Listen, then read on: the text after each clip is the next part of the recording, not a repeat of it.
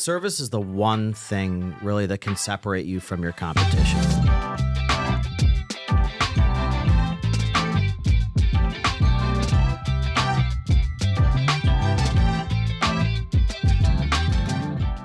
So Kevin, Yeah. what's going on in your world? Keep them busy, Will. Lots of plans, lots of traveling. We've got spring break coming up here pretty soon and trying to get in some winter sports activities in the meantime, getting up north to go skiing. Yeah. There's been tremendous snowfall this year, which is terrific because it hasn't been that way the last few years. No, not at all. And thinking about all the outdoor enthusiasts tuning in or watching our live YouTube Right. video, please subscribe. Yeah. The bay is actually frozen over. Well, I will say mostly frozen over. Frozen over in parts. I've heard of a couple of perilous people out there, ice fishermen who've gotten trapped out there actually on the ice. But it's actually a good season, though. Yeah. When you go think about how cold it's been consistently. Sure. As much as other Michiganders like when it warms up, maybe play some very early spring golf.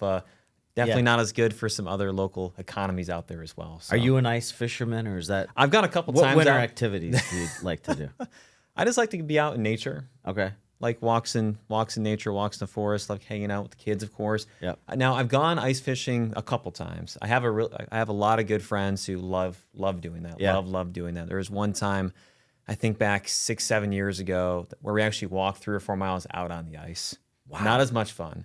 Yeah. Now I think some people took pity on us while we were walking back in, and we rode in on a snowmobile. Yeah. So we should have taken 2 hours, it only took 15 minutes. But Yeah. a lot of fun though. There's something terrifying about ice fishing to me, right? I mean, I don't know. I just always have this vision of falling through the ice, right? Mm-hmm. So, yeah, I've never been.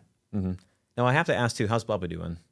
Bubba's doing fantastic. Thank you for asking. Yeah, he's doing really well. Of course, family loves him. He crawls up into bed in the morning and wants to get his belly rubbed and whatnot. So, yeah. I feel like ever since talking about our pets more, I feel like I have an attachment to Bubba now. I should bring him in. I'm going to bring him in. He would sit right on this table, probably lay over and want you to rub and he just his relax belly. there the whole time? Oh, yeah. I bet he might. Yeah, that'd be funny to see. Would certainly be a first here. And as much as we can go talk about Bubba, we have a very special episode for everyone today. Yep. Not only talking about personal finance, but bringing in some students into the studio, two Northwood students actually. And so myself and you, we've been connected with the program director, program runner. I guess I don't know what Professor Rang's official term would be. I apologize, Brian, really do. But besides the point, though, we're doing an interesting collab today because there's a couple students here in studio with us who are going to be asking us some questions. And so for the YouTube viewers out there, if you see us glancing off camera a little bit, everything is fine. We're not trying to signal anything like that, just simply some questions being asked to us.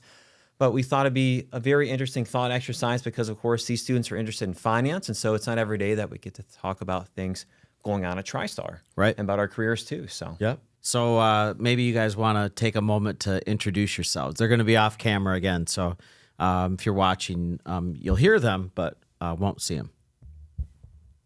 Yeah, hello. My name is Sam Lasher. I'm a senior this year, going to graduate in May. I'm a finance major with a minor in management. From St. Clair, Michigan. And I am Caden Sloan. I'll also be graduating in this coming May, and I am from West Bloomfield, Michigan. Great. Well, thanks for coming in, guys. I know you've prepared some questions and want to learn a little bit more about TriStar and really just about the wealth management business as a whole. So fire away.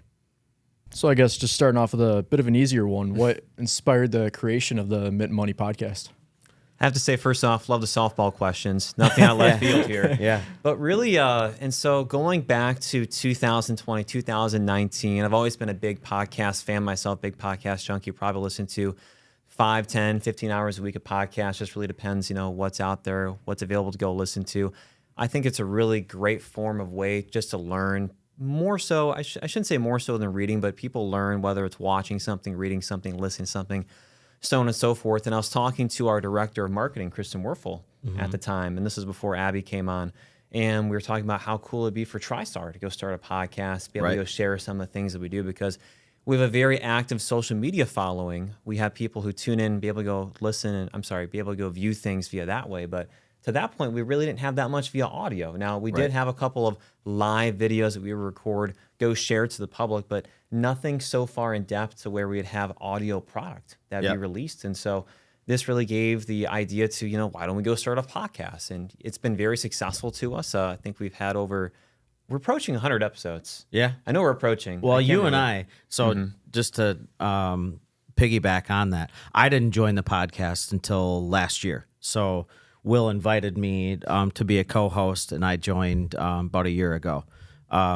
If you didn't know it, for those that are watching and listening, Will provides us, all of TriStar Trust, with our morning news. So every morning, sometime between, 7 a.m. and 8:15, probably just depending on how busy your day is or your morning is, everyone at TriStar, is everyone on the list now? Everyone's on the list. Okay.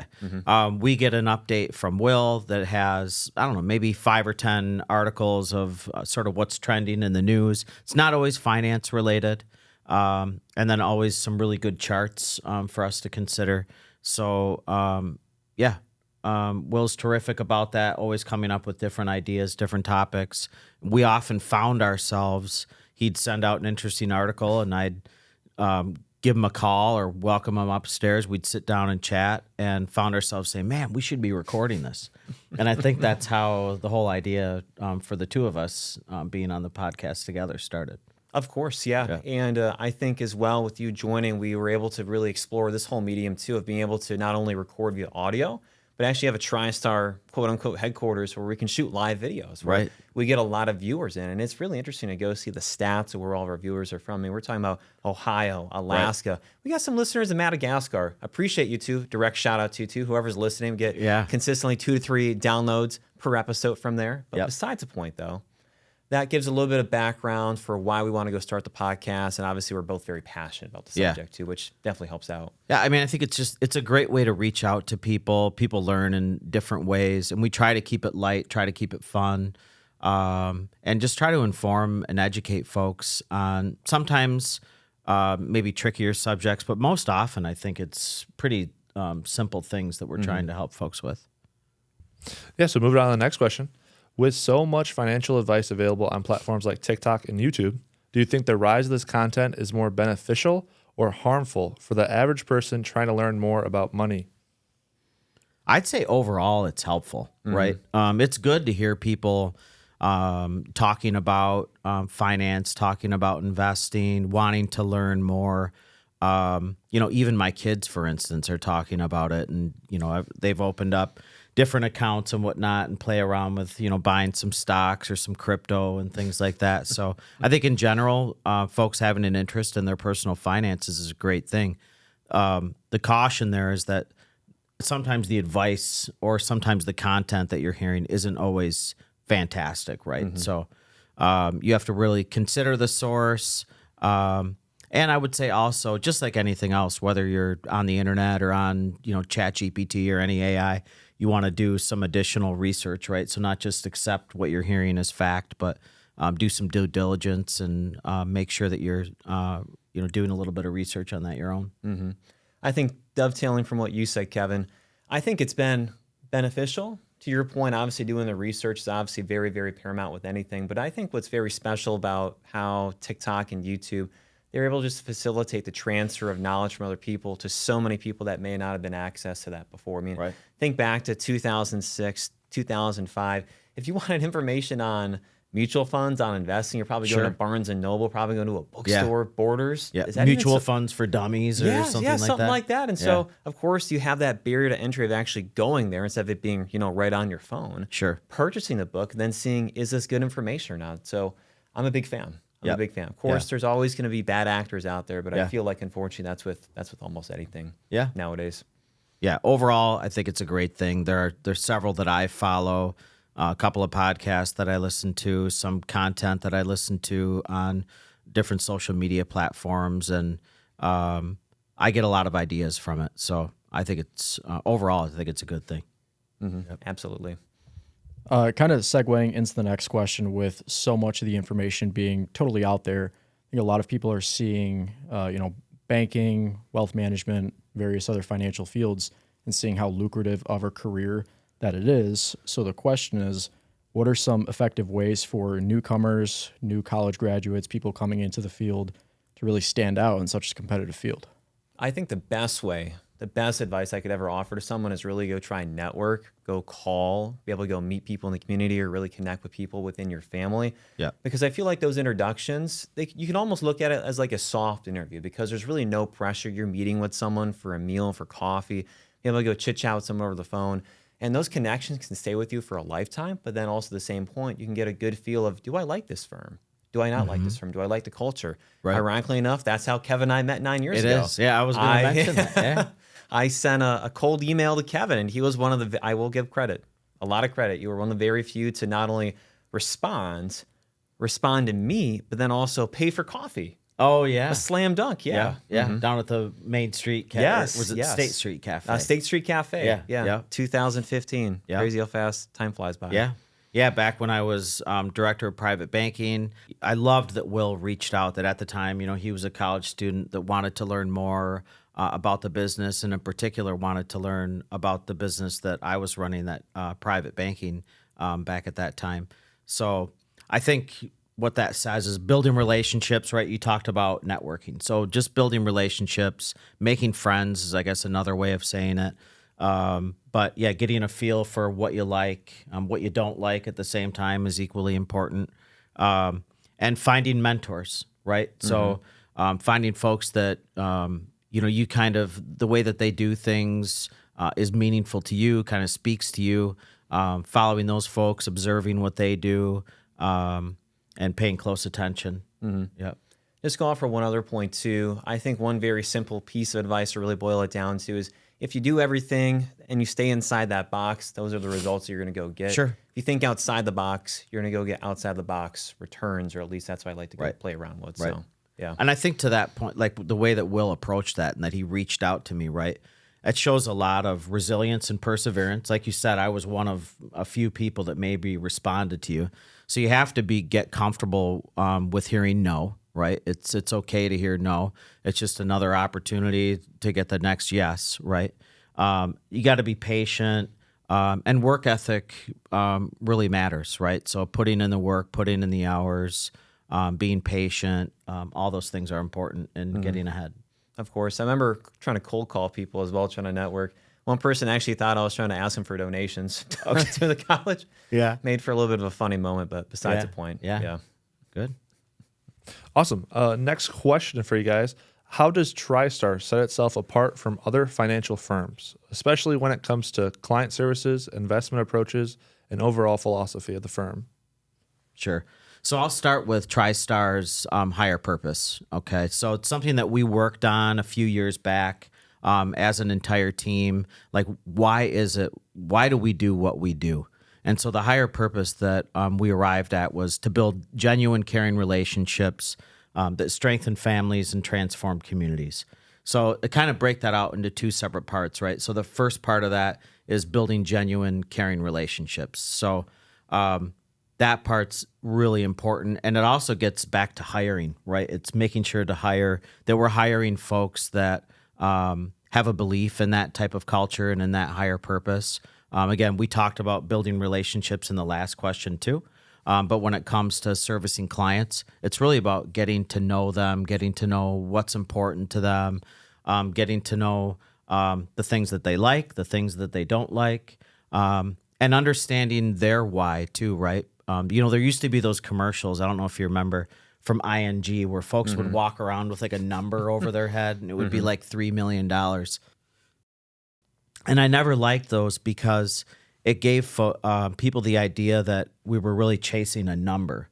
When, sure, the numbers are important, but really what's most important is what do you want to accomplish with that number, right? What are the things that drive you? What are your dreams? What are your desires? What are the things that you love, the things that you want to protect, the things that you want to care for? Sure. Yeah, piggybacking off that a little bit, when you go look at the common denominator of an employee at TriStar, whether it's Saginaw, Midland, Lansing, and Frankenmuth, you can all start to go see some very commonalities. Of course, service comes top of mind. And I can't think of anyone, if a client were to go call, and there's been some, I shouldn't say out of the box requests or anything else like that, but there's been a lot of very personalized relationships that have been built over the years to where I remember when I used to go work on the administrative side, my boss at the time, Anthony, he would go above and beyond. I mean, at this point, when I came into TriStar, I'd done 4 internships at completely different firms. This is no offense to any of the firms that I previously had worked at, but I'd never seen anything come close. Right. To what we do for our clients here. And it really shows with the type of relationships that you're really able to go build. And it's moved me so many times. Yeah. So many times. Yeah. I mean, you have to, service is the one thing really that can separate you from your competition, right? We talked about mutual funds earlier. We have a very talented investment group on staff, right? So that's a part of the service that we provide, and that helps. But really at the end of the day, it's about, what does your follow-up look like? Are you willing to go the extra mile to help someone with a unique request? And I think, you have to be able or be willing to really go the extra mile and show people that you care to provide that great service. Yeah. And then the other part that I mentioned of that higher purpose was to strengthen families and transform communities. That's another really big part of TriStar, and what we do is giving back, right? So our employees serve on multiple boards throughout the community. We lead community initiatives throughout the Great Lakes Bay region and throughout Lansing as well. And we give back not only our talent, but we give back a lot of money too. Oh, sure. So whether that's through sponsorships or more recently through, we do have the TriStar Trust Charitable Foundation, where we've given back to for mental health support, for community initiatives, and for initiatives that support children in the community, given back almost $600,000 in the past 3 years. That's a significant amount of money, and I think really speaks to who we are and what we believe in. Sure. I would also be remiss if I didn't directly touch upon the investment side. So allow me to touch upon that just a little more. And so related to the investment side, I think something that really helps separate us out is really the personalized approach to, as we think about building that portfolio, because every person is different. I mean, when you think about personal finance, it's very personal to that self. And so someone who's accumulating money for retirement is going to look much different than someone who's already at retirement. But then also it's going to be very different versus if you're a church, you're trying to go continue to build up that endowment fund versus foundation. And so being able to go authorize a very personalized approach. And it's not just mutual funds. There's individual stocks, there's bonds, there's also alternative assets all thrown in there as well. But there's not one cookie cutter, solution that fits every single person. And so really being very personalized for the portfolio too, I think really helps separates us apart. I think the team. Right. So we're talking about, like, I serve as a relationship manager for clients, right? I'm sort of the quarterback of a relationship. Then we have someone like Will, portfolio manager, really pulling the levers with respect to investment portfolios and making those decisions. And then another really important partner to the team is the financial planner. So financial planning is a critical part of the service that we provide. It gets down to that why for clients, right? Like, well, why, what is it that you're trying to achieve with these funds? So really spending a lot of time working on that plan, helping to not only reduce fear, but improve confidence as far as their financial futures are concerned. But really approaching every client with that team is very unique. Because generally, most often when you go to see your financial advisor or whatnot, that person serves in the capacity of the relationship manager, the portfolio manager, and the financial planner. Whereas at TriStar, we're bringing experts for each of those individual needs. Couldn't agree more. Yep. Yeah, and I really like the point that you had made there, Will, about having the holistic approach, or both of you had actually made about the holistic approach and actually tailoring different products for the client, because obviously every client's different. It's not just one size fits all with wealth management, that's for sure. Kind of rolling into the next question here, which role do you find yourself playing in most instances? Of course, it can vary from client to client, whether it be educator, planner, investment manager, therapist, counselor, the list runs deep. Which do you find yourself playing the most?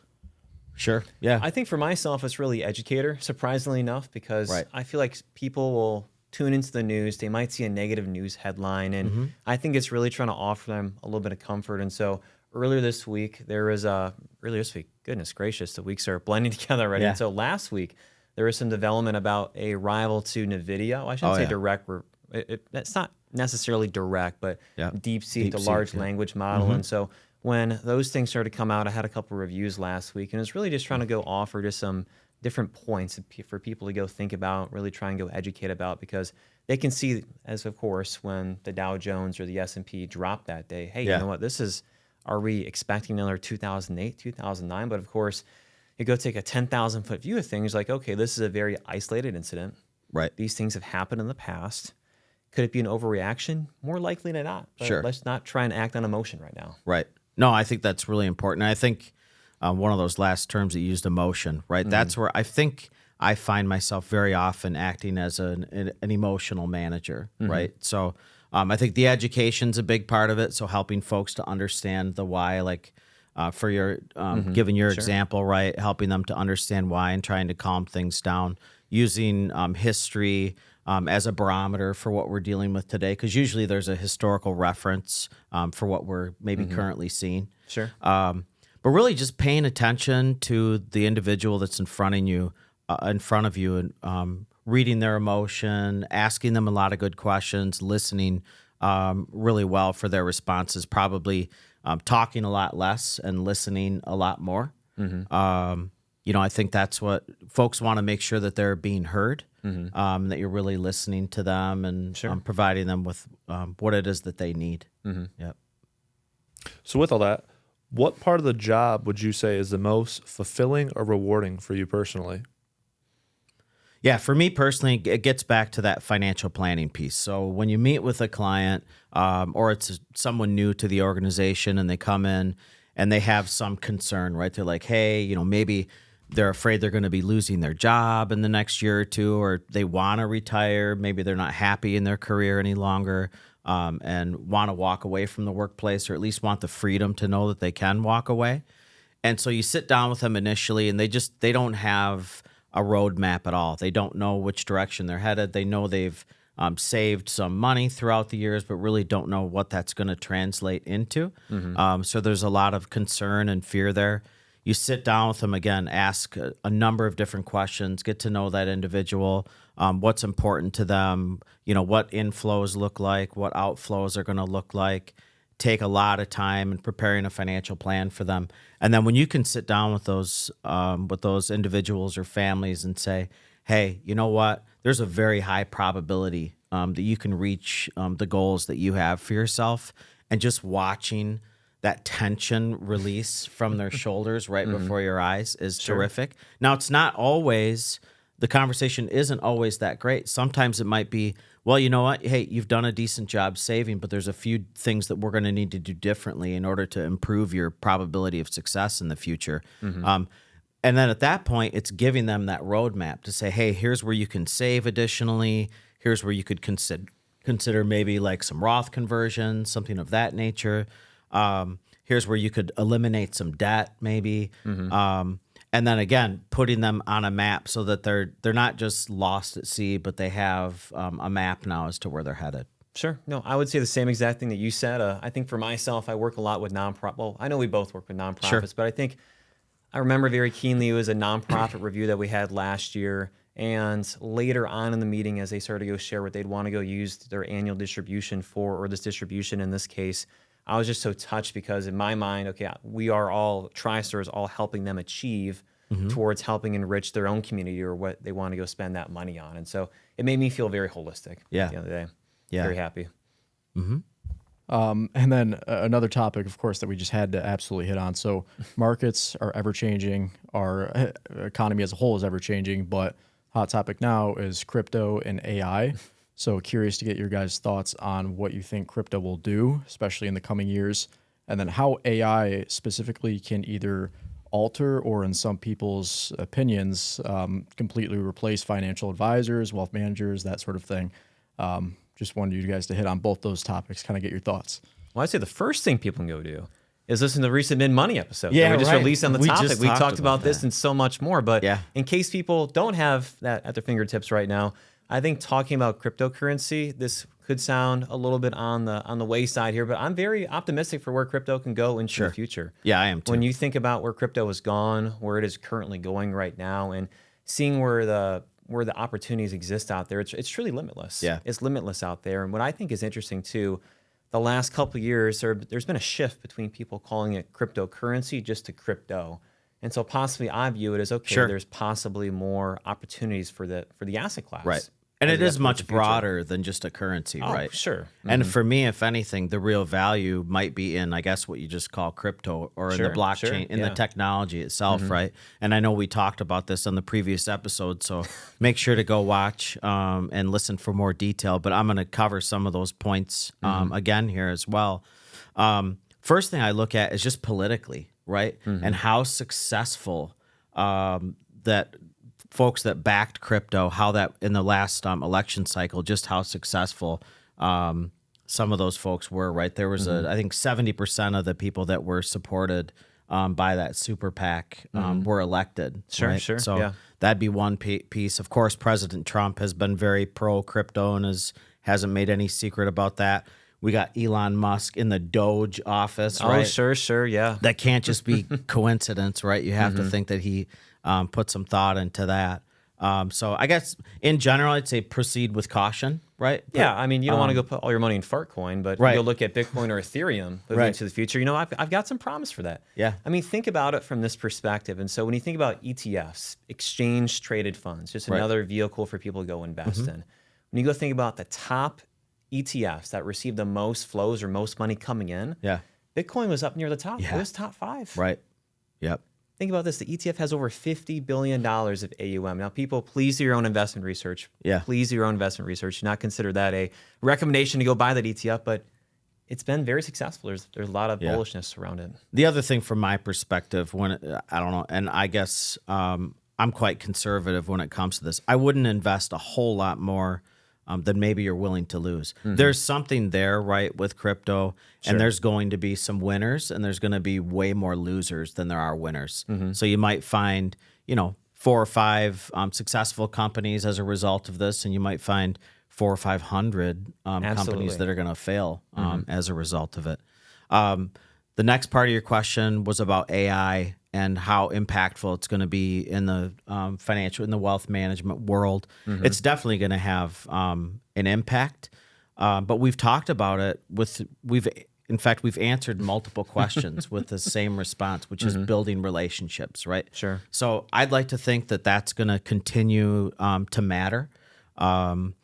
People do want to work with other humans, with other people. They want someone to listen to them, someone to be able to look into their eyes and sort of discern what's going on and be able to give them some good feedback.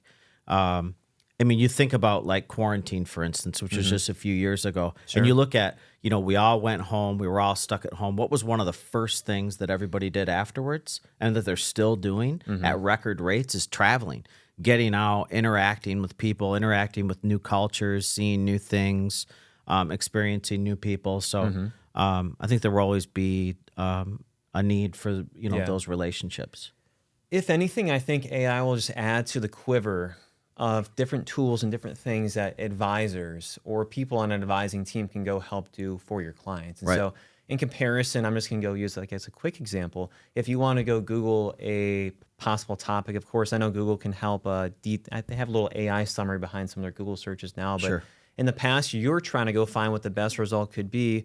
AI somewhat already does that for you. They can synthesize what you want that information to go look like. And you can even get to go be explained to you nice and easier fashion too. And so I think it's going to help more people out than anything. Yeah, we're going to have to adjust. There's no doubt about it. I think that artificial intelligence is going to be extremely disruptive in a number of different ways that we don't even know today or that we can't even identify. But, just like with anything else, with the invention of electricity and other really disruptive technologies, we've always found a way to pivot and had a use for humanity. Right? Sure. Which Yeah. hopefully continues. We don't run into like a Terminator type of scenario. gosh. Wouldn't be good. Well, Arnold Schwarzenegger's still alive, so he could save us. Yeah, true. Right. Yeah, so with obvious uncertainty coming our way and stuff in the market, with so much concentration as of recent years with the Magnificent Seven, as it was called, how does TriStar maintain a well-diversified portfolio and also manages those risks as well? Yeah. So great question. And so first and foremost, as you know, Kevin, the investment team meets not only on a weekly basis to go over these topics, but a lot of us sit together and we talk about these different things because we always want to be proactive versus reactive to these situations. So the first thing, diversification. So we're not all putting all our eggs in one basket. So a typical client is going to own large cap, mid and small cap companies, companies internationally, some fixed income related products, and possibly, depending on the risk tolerance, some products that are also alternative in nature. Right.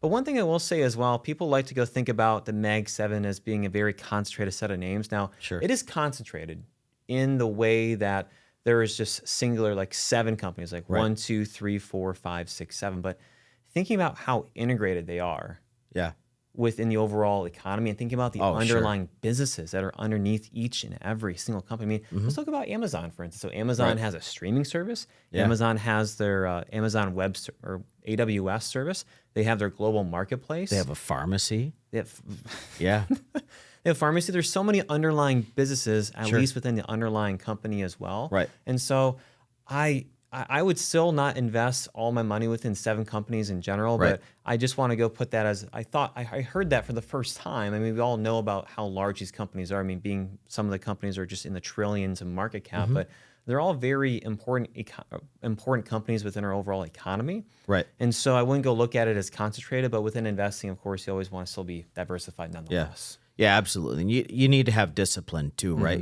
We never want to, or we never will chase return. Oh, no. Right. Never. So there's never going to be a time where we pivot and say, hey, you know what? NVIDIA is doing really well. Let's take 10% of all of our portfolios and invest in that one stock.